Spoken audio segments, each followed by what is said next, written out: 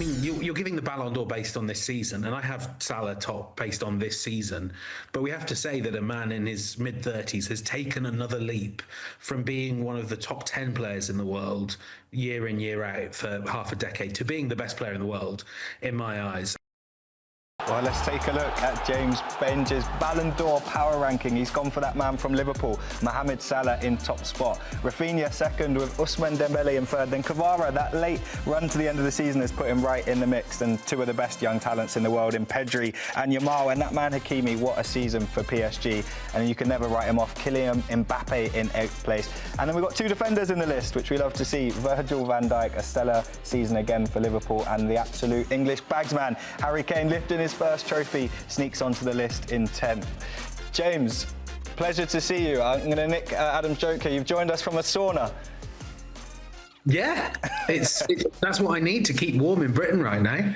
It's supposed to be the height of summer, but I'm freezing here. So yeah, cranking the heat up and joining you live from my kitchen/sauna. Just don't pan the camera down. As long as we keep it up there, we're all right. Yeah, let's hope you got a towel. Well, looking at the list there, one place to start. Mohamed Salah, he does it for you.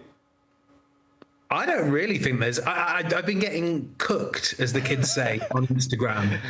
And I don't really understand why. Mohamed Salah's got the most goals and assists of any player in league play, and when you put it in Champions League as well.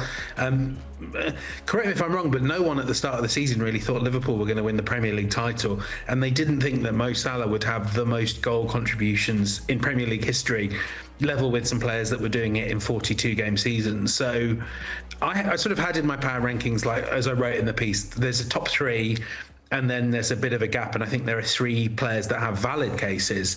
But kind of within that, I actually think Mo Salah is a fair way ahead of the other two. But the bookmakers don't agree with me, and I think I will be proven wrong come September. In fact, I'm certain I will be proven wrong. Well, that's the thing, James, and we said this on the show a couple of days ago with the Ballon d'Or, is so much recency bias. What's happening at that particular moment? Obviously, the Champions League final plays into it, a lot of that conversation around Ousmane Dembele. Just one more on Salah. How much do you think his age plays into this conversation? The fact that he's delivering the numbers you talked about there at the age of over 30, when most players are their careers are starting to wane. Yeah, it should. It deserves credit. The fact that Salah has... I mean, you're giving the Ballon d'Or based on this season, and I have Salah top based on this season. But we have to say that a man in his mid-30s has taken another leap from being one of the top 10 players in the world year in, year out for half a decade to being the best player in the world, in my eyes. And I like that, and I think it should be celebrated, and I think it's just as powerful a narrative as what Dembele's done and what Lamine Yamal has done as well. And look, you know, if I were in a position where I was making a tie-breaking vote between the three bookmakers' favourites, looking at them there, at least I would feel confident giving Salah the award, that Yamal in particular, but Dembele as well. They're going to get more bites at the cherry. I think we've seen the best Mo Salah season we'll ever see. Obviously, the Ballon d'Or, let's focus on this season. For you, why have you put Raphinha above Dembele? Because Dembele's had an amazing season for PSG, but Raphinha still nicks the second spot for you. Again, to an extent, it just comes down to the goal contributions. And the thing that separates Raphinha and Salah for me from Dembele is it's been the whole year through. And it's been at a league, it has to be said, that it's a higher level. Raphinha carried Barcelona to the league as much as any player. And he also, we have to say, had the most goal contributions ever in a Champions League season. And I think obviously team success matters, but we are sort of generally, and the number one criteria in the Ballon d'Or is individual performance. And so for me, having the greatest individual performance and individual output the Champions League has seen, level with Cristiano Ronaldo, that just puts you a tiny bit ahead of Dembele. I will keep saying, I'm not going to complain if any of those three, of Raphinha, Dembele and Salah, get the prize. I personally, aesthetically, would be delighted if Kvaratskhelia won it as well. But for me, I think that the top three are pretty clear and pretty far separate. But Raphinha doing it in the Champions League and doing it in La Liga. Lamine Yamal, James, you put a bit further down the list, and there are a lot of people that have got him higher if they were to do the power rankings now, just as you have done for this article. And a lot of people kind of frothing at the mouth about the way he played, didn't he, in that semi-final, the goals he scored. But ultimately, do you think, and this is something that Ian's mentioned on the show a few times, is over the course of the season, Yamal didn't score enough goals to warrant winning the Ballon d'Or this season. And I agree with what you said, he will win it once, maybe many times over the course of his career. But he hasn't scored quite enough this season when you compare him to some of those other names. Yeah, I think it's about 10 to 15 goal contributions fewer. And we should say, like, that's incredible. Lamine Yamal at 17 years old is probably top 5, top 6 in terms of output across all of Europe, and he has. It matters that he's played really well in those big games as well. To an extent, you have to weigh that semi-final a little bit higher than you might weigh what he did against Osasuna or Getafe, for instance. All due respect to Osasuna and Getafe, I think sort of much like Dembele, second half of the season, great case for it, and that's why kind of the bookmakers are excited by those two names. But yeah, I mean, you're picking flaws on a very exceptional young footballer, but it just is a little bit off the numbers that some of his teammates and some of his rivals have produced.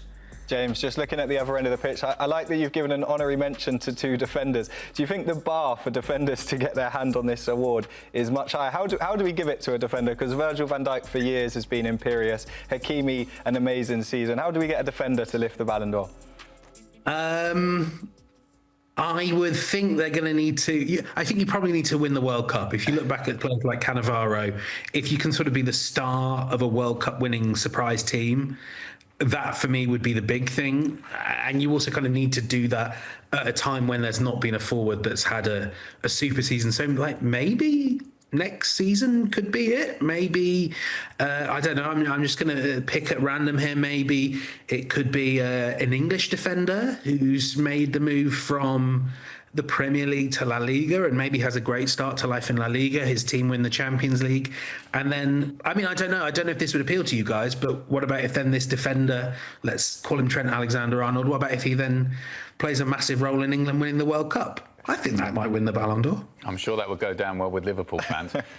When you made this list, and we've done this exercise ourselves, there's always a few players that you can't quite find a place for. Was there anyone that you found it difficult to leave out, or was lower down in the top 10 that you thought maybe they should be a little bit higher when you were redoing the list at the end?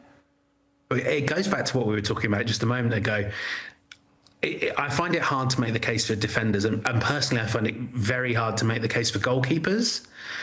The one I got the most grief for and that I was really umming and ahhing about was Donnarumma, and fantastic in those Champions League games.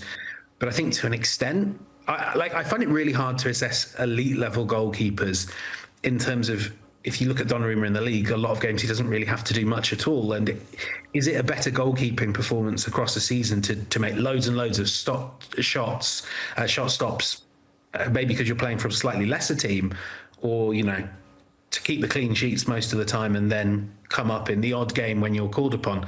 So I still feel a bit bad about leaving out Donnarumma. I actually really kind of hesitated over him and Mbappe as well. And considering that Real Madrid weren't quite the team they were last season, and the big change in that team was bringing in Mbappe, and it forced Bellingham, Vinicius and all those players to move out of position, I did really and ah, but the numbers are what the numbers are. And in the end, it's just so much easier to look at a striker and go, that's Ballon d'Or form, than it is to sort of look at a goalkeeper like Donnarumma, put his League One record in there and go, oh, I don't know.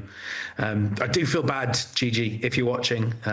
Apologies about that. Well, he's going to get that injured in the line of duty award, isn't he? There'll be those shots at the award ceremony because of what happened against Monaco. And I think you make a case there. I mean, he's had a brilliant season. Obviously, he was fabulous against Liverpool, wasn't he, in the Champions League? But I agree, for those defensive players, be a defender or a goalkeeper, it's just so difficult for them to get anywhere near the Ballon d'Or. No, completely. James, I know you've been cooked online all week, but we'll stop you getting cooked in that sauna. It's been great to speak through the power rankings with you there.